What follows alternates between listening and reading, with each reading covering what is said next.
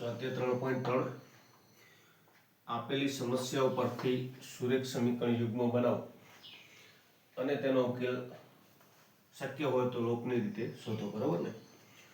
તો 3.3 ના બીજાનો હવે આપણે ચોથો દાખલો જોઈએ છીએ. તો પહેલા રકમ જોઈ લઈએ. શું કહે છે કે મીના રૂપિયા 2000 ઉપાડવા બેંકમાં ગઈ. મીના રૂપિયા 2000 ઉપાડવા બેંકમાં ગઈ હતી. બરાબર ને? તેણે કેશિયરને કહ્યું કે મને માત્ર રૂપિયા 50 અને રૂપિયા 100 ની નોટો જોઈએ છે. મીનાને કુલ 25 નોટો મળી હતી. તો તેણે રૂપિયા 50 અને રૂપિયા 100 ની પ્રત્યેક કેટલી નોટો મેળવી હશે? રકમને ફરીથી જોઈ. શું કહે છે કે મીના રૂપિયા 2000 ઉપાડવા બેંકમાં ગઈ હતી. તેણે કેશિયરને કહ્યું કે મને માત્ર રૂપિયા 50 અને રૂપિયા 100 ની નોટો જ જોઈએ છે. મીનાને કુલ 25 નોટો મળી હતી. તો તેણે રૂપિયા 50 અને રૂપિયા 100 ની પ્રત્યેક કેટલી નોટો મેળવી હશે? બરોબર ને? અહીં 2000 ની જગ્યાએ 3000, 4000, 1000 પણ થઈ શકે. બરોબર? તો રકમમાં ફેરફાર થઈ શકે છે. બરોબર ને?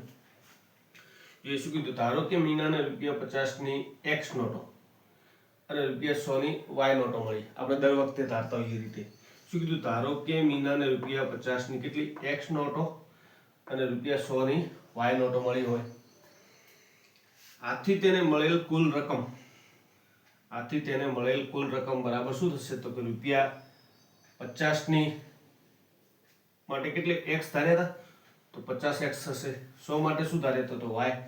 તો 50x + 100y થશે. શું કીધું? આથી તેને મેળવેલ કુલ રકમ શું થશે? રૂપિયા 50x + 100y.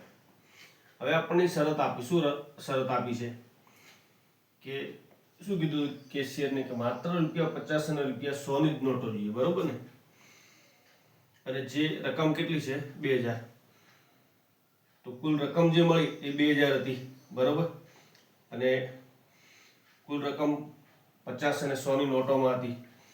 તો કેટલા મળ્યા હતા આપણને? 50x + 100y બરાબર કેટલા થશે? 2000 થશે. તો આપણને સમીકરણ મળ્યું 50x + 100y બરાબર 2000. હવે જોઈ શકાય છે કે આ સમીકરણમાં 2000, 100 અને 50, તો દરેકને 50 વડે જો ભાગીએ તો ભાગ ચાલે છે. 50 ને 50 વડે ભાગીએ એટલે x વધશે. 100 ને 50 વડે ભાગીએ એટલે 2 મળશે. 2000 ને 50 વડે ભાગીએ એટલે 40 મળશે.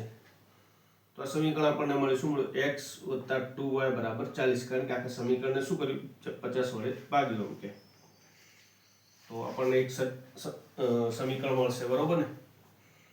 તો હવે જોઈએ કે શું થશે. એમ કે તો આપણું સમીકરણ એક કહી શકાય. એમ કે હવે બીજી શરત મુજબ શું થશે? એમ કે તો શું કીધું છે કે નોટો કુલ કેટલી નોટો? તો કે 25 નોટો. બરોબર ને? કુલ જે નોટો છે એ 25 છે. તો આપણે નોટો માટે x અને y ધાર્યા હતા. બરોબર ને? તો x + y બરાબર કેટલા છે? 25 થશે. તો સમીકરણ 1 માંથી સમીકરણ 2 બાદ કરીશું. કારણ કે 2y છે. 2y માંથી y જતા રહે એટલે 1y વધશે. આપણને દેખાય છે એમ કે સામે છે.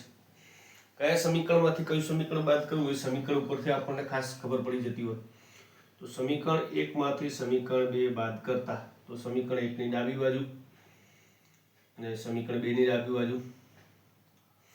આપણે બીજી રીત પણ ઘણી વખત જોતા હોઈએ આ રીતે કે x + 2y બરાબર 40 અને x + y બરાબર 25. આ રીતે લોપ કરવો હોય તો શું કરવું પડશે? બધા ચિહ્ન બદલી કાઢવા પડશે.